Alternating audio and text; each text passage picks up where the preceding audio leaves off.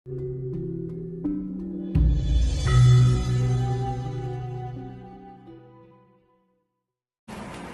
ditanyakan Mas Indra tadi itu mungkin istilahnya yang keliru, tapi maksudnya yang benar.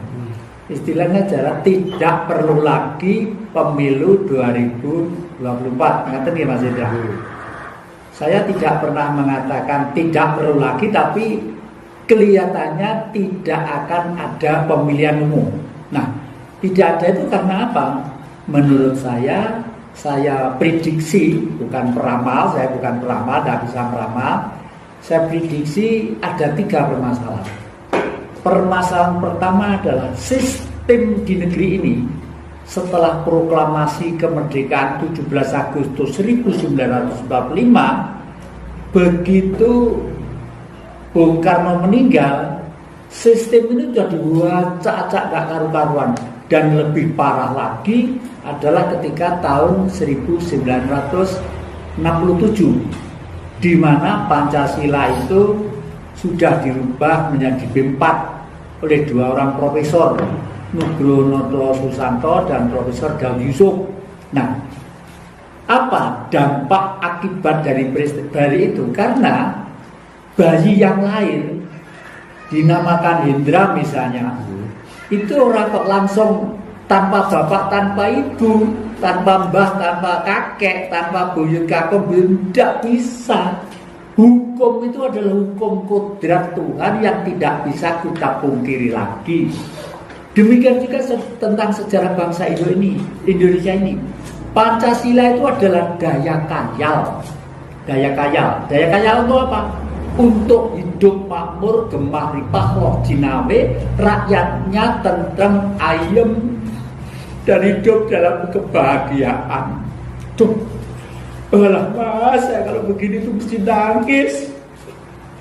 Orang tua-tua harus kumpul menjadi satu, memperingatkan yang muda-muda sebelum negeri ini bangkrut dan hancur.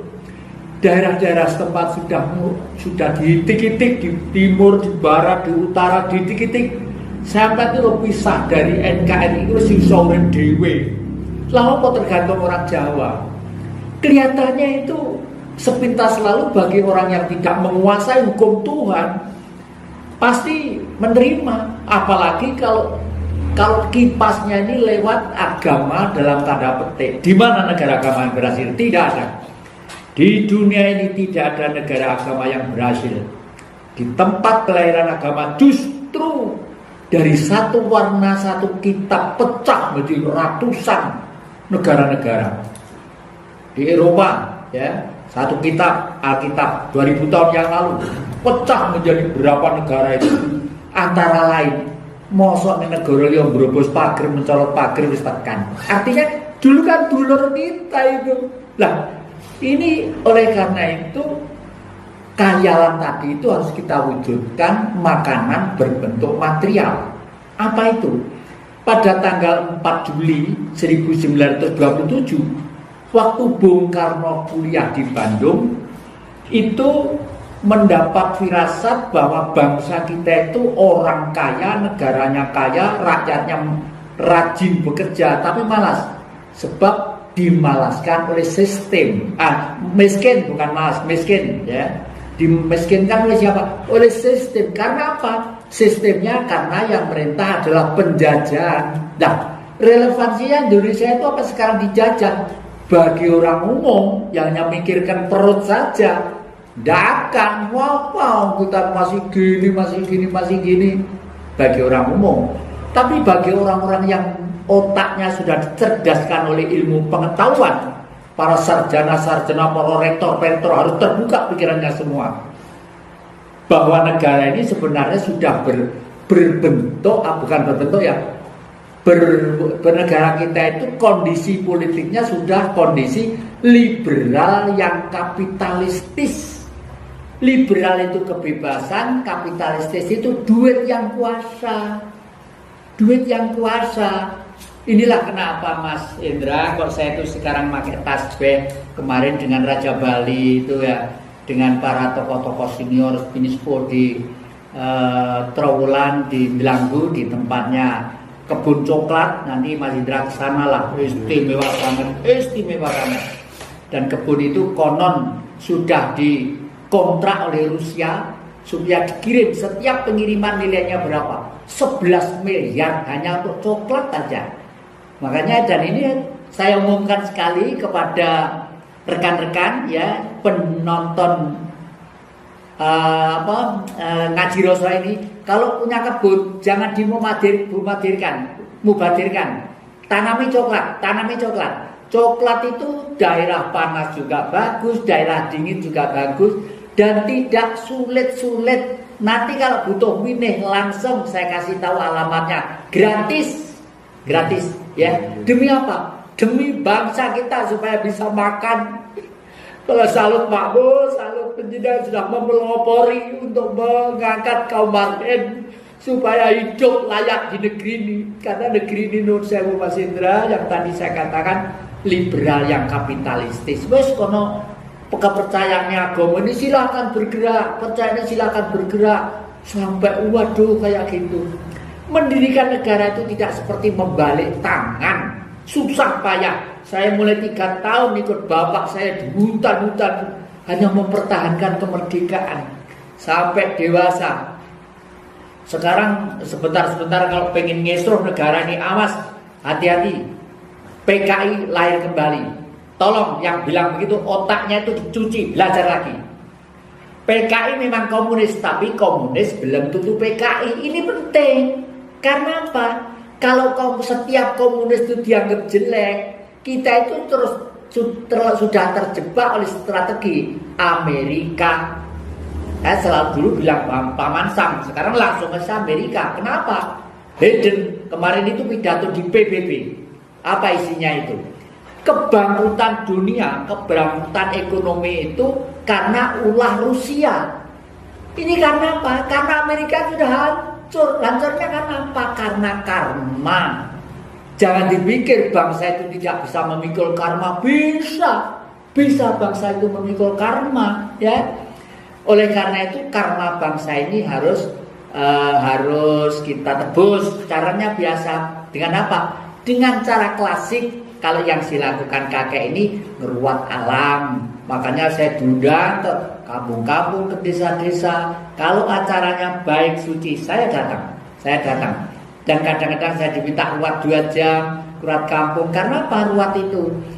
Meluruskan dengan membaca mantra, mohon kepada para leluhur dan semesta alam yang disebut Bathara Kala. Bathara Kala itu tidak jahat. Bathara itu dewa, Kala itu zaman. Zaman ini dialektika perputaran politik ini yang ngatur juga zaman. Bagaimanapun setiap 700 tahun ideologi itu harus ganti. Tapi ideologi yang relevan tahun 27 sampai tahun 3000 lagi hanya ideologi yang ada di Indonesia. Yang namanya adalah Marhainisme, ajaran Bung Karno itu. Seluruh kitab suci tujuannya apa? Supaya jangan menekan kepada manusia satu dengan manusia yang lainnya. Mulai Taurat, Zabur, Injil sampai dengan Al-Quran. Istilah Prancis, exploitation de nation par nation dan exploitation de l'homme par l'homme. Bung Karno itu selalu mengatakan itu. Kenapa kita tidak bangga menjadi bangsa yang besar ini? Sekarang menjadi bangsa di ketiaknya orang Amerika yang sekarang bangkrut. Amerika itu penduduknya cari makan kadang-kadang luru neng pawuan. Saya punya murid di Amerika namanya Dr. Baker sama Unit, sering dikirimi gambar-gambar dan sangat takut. Dan orang Timur Tengah termasuk di Yerusalem mengatakan si Jawa itu ada Jehovah, orang yang dekat dengan Tuhan. Betul. Karena apa? Sebelum ada agama 1500 tahun sebelum Masehi, hidup bangsa kita sudah bertuhan. Bertuhan itu dengan beragama lain. Kalau beragama berusaha untuk mengetahui Tuhan. Kalau bertuhan, hidupnya sehari-hari bertuhan. Agamanya apa?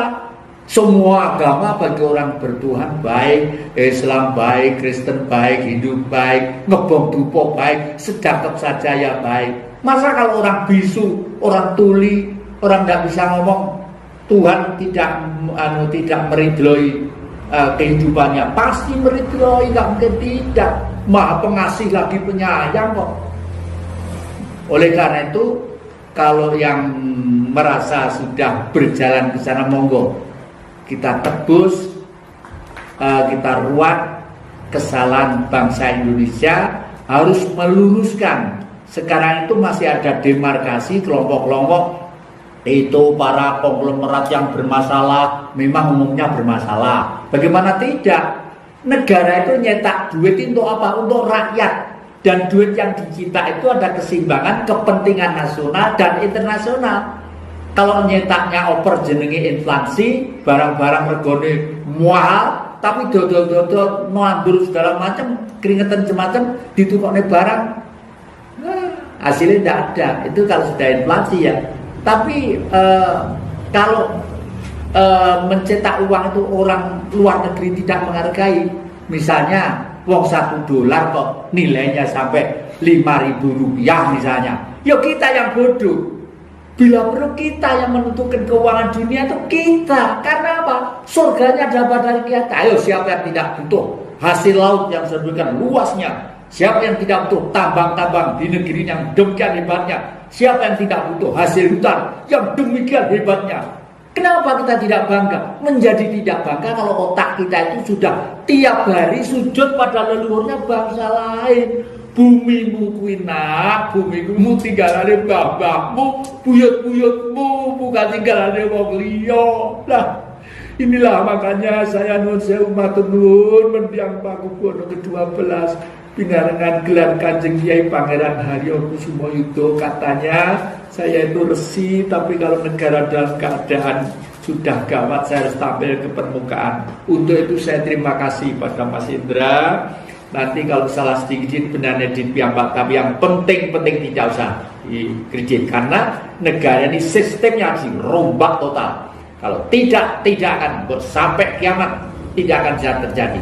Karena sistem ini yang menikmati adalah minoritas manusia yang genggam 80% uang yang dicetak. Bahkan ada yang taruh di luar negeri. Sedangkan 20% Sabang sampai Merauke, mbok doa sampai ini toplo ya tetap oleh duit kepeng. Paling-paling untuk kerohan saja. Itu loh ya. Jadi ini bahasa saya itu terpaksa vulgar supaya jelas, supaya gamblang. Karena semua sudah tutup telinga.